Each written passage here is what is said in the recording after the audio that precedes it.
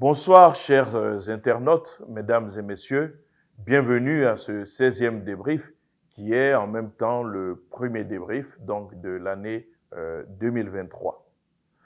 Débrief qui, vous le savez désormais, permet de revenir sur des points essentiels qui ont été évoqués lors du Conseil des ministres et qui touchent à toute la population.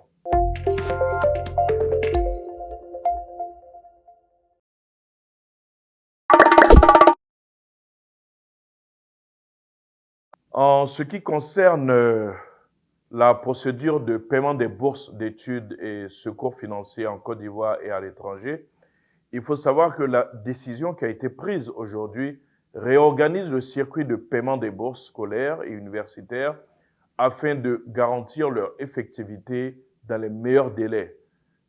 Cette décision précise à cet effet les différentes dates de transmission des décisions de bourse et les délais impartis pour leur paiement.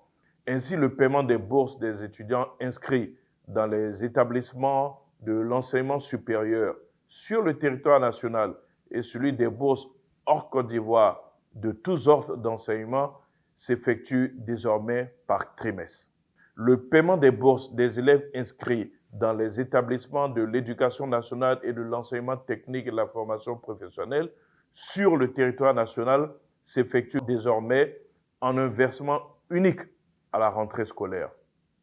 Au nombre des innovations, cette décision, ce décret qui a été pris aujourd'hui, introduit également le paiement des bourses en Côte d'Ivoire par version électronique, donc un paiement électronique et par transfert bancaire.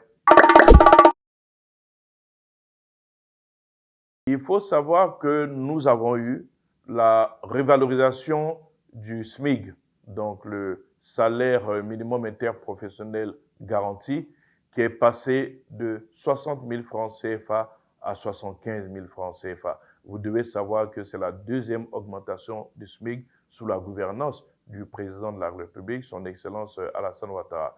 Cette décision donc, des partenaires sociaux entérinée par le gouvernement fixe la date de la prise d'effet de cette décision au 1er janvier. Donc, à partir de la fin de ce mois, tous ceux qui sont assujettis au SMIC recevront 75 000 francs CFA au lieu de 60 000 francs CFA.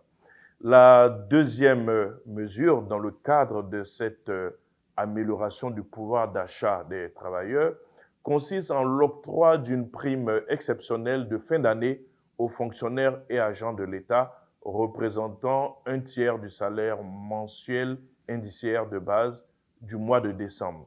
Depuis le 3 janvier 2022, le Trésor public a commencé les paiements.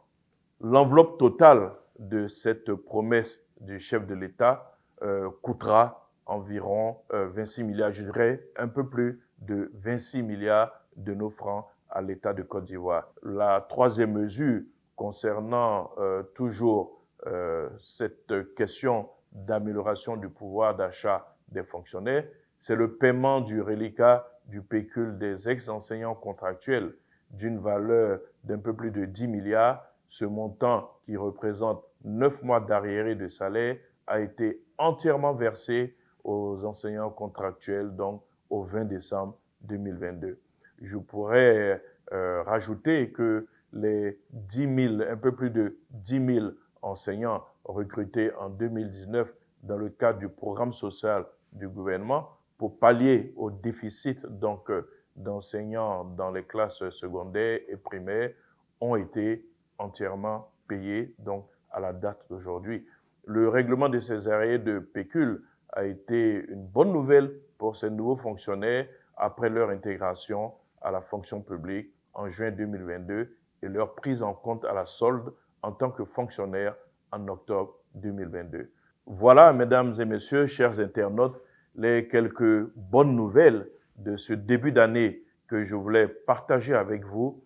Bonnes nouvelles qui marquent l'engagement du président de la République à améliorer le pouvoir d'achat des Ivoiriens afin donc de conduire notre pays vers le développement qu'il lui a promis avec bien entendu donc le Premier ministre Patrick Achi et le gouvernement qu'il dirige.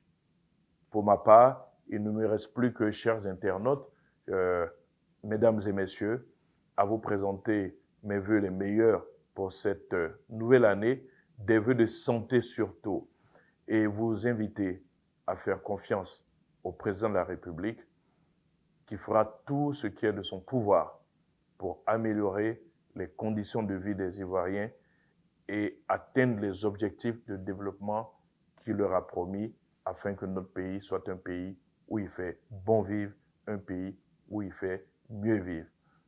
Bonne heureuse année 2023 à chacune et à chacun, et nous sommes repartis pour plusieurs débriefs tous les mercredis après le Conseil des ministres.